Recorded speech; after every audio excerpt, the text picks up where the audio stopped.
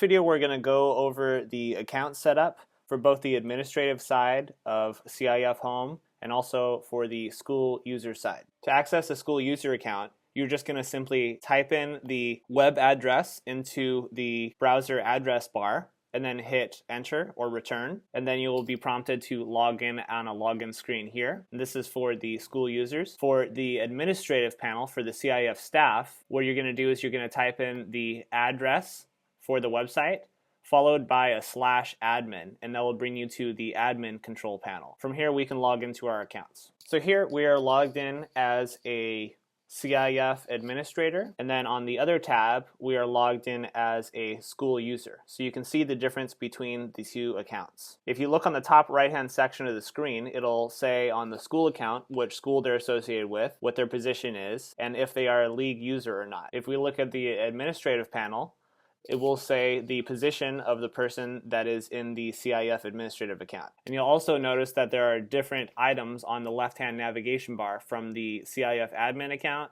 and from the regular CIF school account. So here we're going to focus on creating accounts for users for both your CIF staff and also for your school members. If we scroll down to the left navigation bar and we click on users, this is where all of our users are housed within the system, both for our CIF administrators and also for our school users. Generally, when we first get our CIF home set up, we will create one user per school, and then it's their responsibility to create additional user accounts if they'd like to. We have this set up like this so they can delegate certain things on their account to other users if they'd like to. So let's go ahead and click on Add New to start an account. To start an account, you're going to input their email address, password, first name, and last name. Now you're going to actually be inputting what their password is to begin with. However, they can change their password after they log in if they please to. All the items that are denoted by a red asterisk are going to be required. The other ones are optional. You might notice that under position we have an option for a league user. This is reserved for either league commissioners or league coordinators if you have specific responsibilities for them within your section. The next item that we're going to input is the user type. You'll notice that we have a few different user types. The main difference between the administrators and the users is that the administrators have the ability to alter passwords of the users within their system. So we have our CIF administrators and users, and we have our school administrators and users. The CIF administrators and users will log in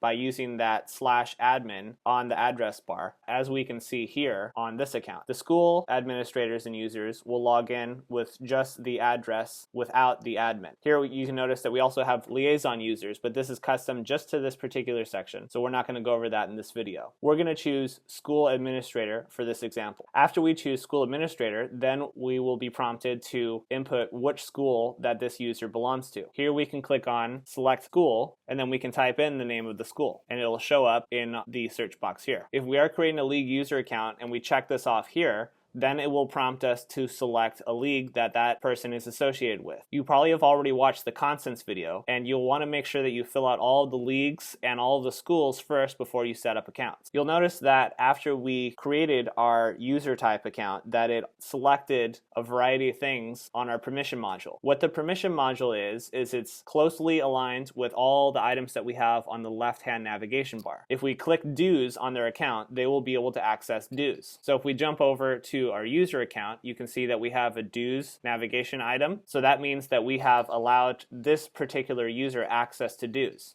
If we did not check it, then it would not show up on their account. Some of the permission modules are merged together with the admin accounts, like the hierarchy setup and reports. So if you click CIF administrator, by default it will have all of those checked. But you have the ability to check off certain things that you want to give users permission to or not. Once you have finished all that and you agree to the terms of use, you can click save, and that user's account is set up.